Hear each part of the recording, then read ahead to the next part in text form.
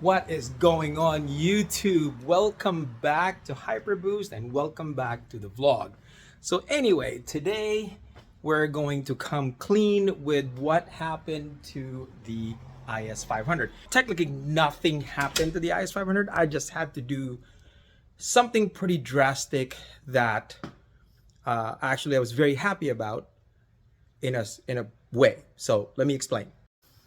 So anyway, as you guys know, a couple of videos back, I installed some springs on the car, as well as some Bonoss wheel spacers with 15 millimeters in the front and 20 millimeters in the back of the car. What happened was, I knew that there was going to be a little bit of a camber issue, but I thought that I could actually mitigate it by having camber adjustment to where I could pretty much square up the rear wheel to where you don't notice a little bit of the Stancy Boy look in the back. Now, mind you, that Stancy Boy look is totally inadvertent. It was not on purpose, but it did happen to the rear wheel. Refer to this picture. All right, so as you guys saw in the picture, there's a lot of camber in the rear. Don't like that at all, never liked it. Now, mind you, some people don't mind it. I do, especially when it is not even with the front. Now, mind you, if it had a little bit of a, if I was into stance, that's exactly what I would do. I would stance out or camber out the front as well as the rear evenly. As long as they're even, I think I'll be fine with it, but they're not. The problem is the rear is a lot more cambered than the front. Don't like that at all. That asymmetrical look drives me crazy. Maybe it's just my OCD.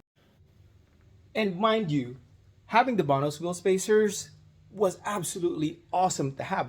Great product.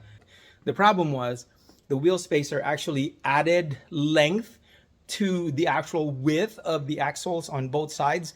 So basically it created more camber, and I did not like that look at all. So I basically went ahead and took off the Bonoss wheel spacers and went back into the tucked look. I don't mind tuck at all, not one bit, but I do mind camber. I don't really like that look. So anyway, I went back in and made it back into almost the stock look of not having any of the poke in the wheel. What's next? Wheels. That's exactly what I'm going to do next. I will be putting wheels on this car, hopefully sometime soon. But before that, I have another mod for this car coming, and it is going to be somewhat a performance mod. Now, mind you, as I've said before, the Lexus IS500 does not come with a lot of engine mods or speed mods or any type of performance modification. There are some, but they cost a lot of money for a little bit of gain. So I'm not gonna go that direction, but you guys need to stand by. It's gonna be cool.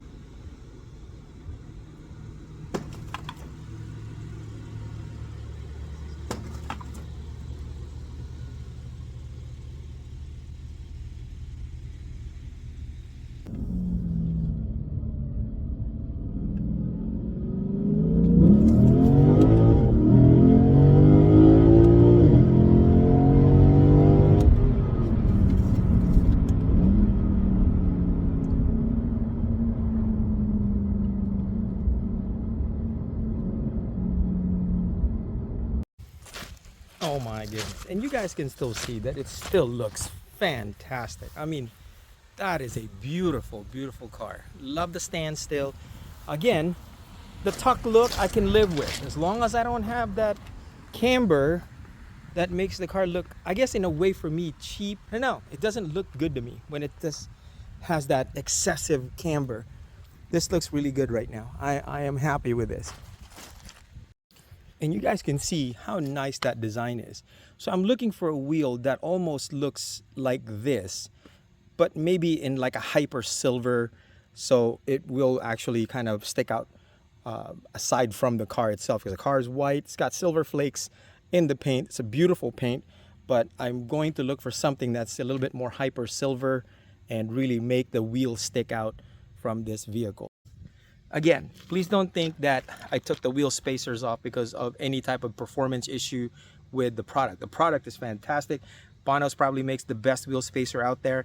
I actually used Bonoss wheel spacers on my Mitsubishi Evo 10 and I had no problems with it. It stood very well, but again, the camber can be adjusted on an Evo 10.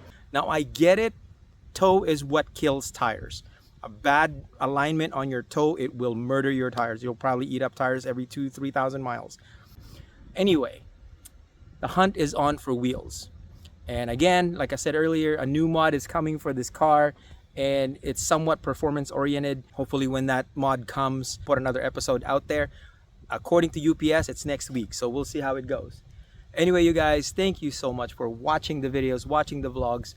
And I'm always truthful with you guys. If I put a mod on this car that doesn't exactly work out, I'll let you guys know. I'll tell you. The fact that I cannot align the camber on this car is driving me absolutely insane. Still with the lowering springs. The springs, by the way, update wise, fantastic. Swift springs, guys, for your Lexus IS. Can't go wrong with that. Anyway, I love you guys. Hopefully you guys subscribe. Thank you so much to the new subscribers. Thank you so much for everybody that's been following the video and following my journey with my 2023 Lexus IS 500. And there's still more to come. So hopefully you guys follow this journey. I'll see you all soon. Peace.